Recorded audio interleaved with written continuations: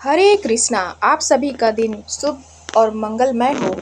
प्यारे भक्तों, आज हम मार्गशीर्ष कथा महात्म्य के अध्याय 6 के बारे में जानेंगे। तब चलिए आरंभ करते हैं।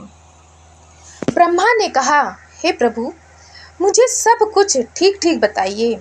हे प्रभु अच्युत, घंटा बजाने और चंदन लगाने का क्या फल है, मुझे उसका फल बताइए।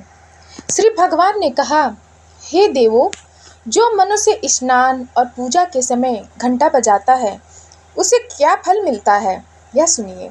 हजारों करोड़ वर्षों से, सैकड़ों करोड़ वर्षों से वह मेरे लोक में निवास करता है तथा उसके साथ दिव्य देवियों के समूह रहते हैं, जो कि घंटी सभी संगीत वाद्य यंत्रों और सभी देवताओं के समान है। इसलिए घंटी बजाने का पूरा प्रयास करना चाहिए। समस्त वाद्यों के समान घंटा मुझे सदैव प्रिय है। इसे बजाने से करोड़ों यज्ञों का फल प्राप्त होता है। घंटियाँ सदैव बजानी चाहिए, विशेषकर पूजा के समय।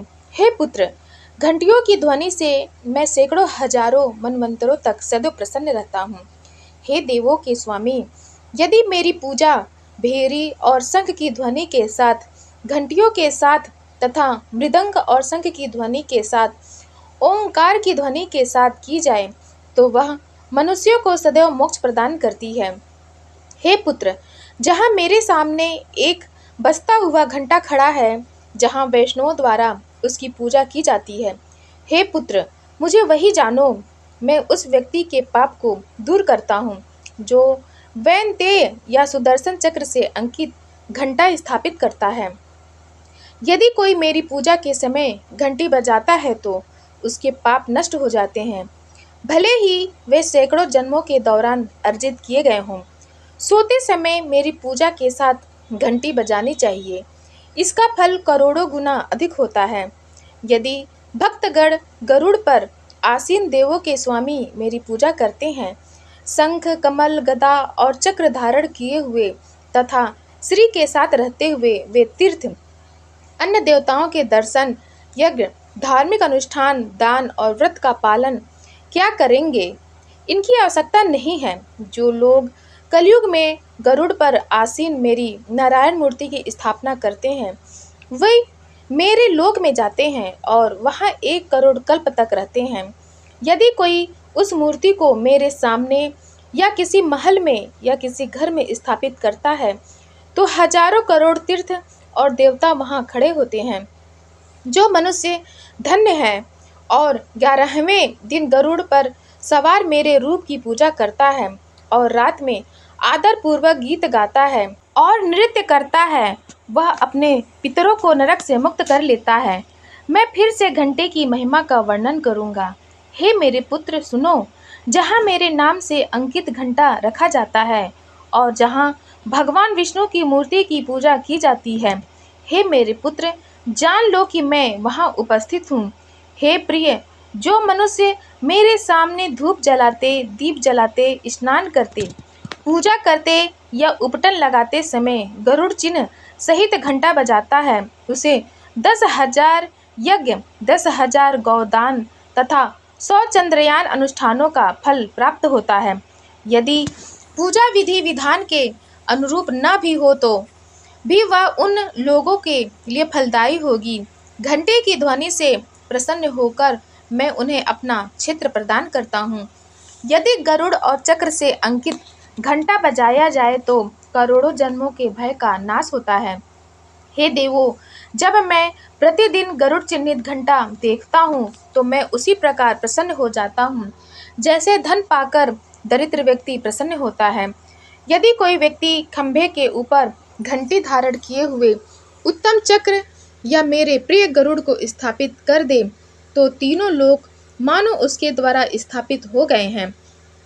मनुष्य करोड़ों पापों से दूषित हो सकता है, किंतु यदि मृत्यु के समय वह चक्र सहित घंटे की ध्वनि सुनता है तो यम के सेवक निराश हो जाते हैं। हे पुत्र, घंटे की ध्वनि से सारे दोष और पाप नष्ट हो जाते हैं। देवता, रुद्र और पितर सभी मानव उत्सव मनाकर प्रसन्न हो जाते हैं।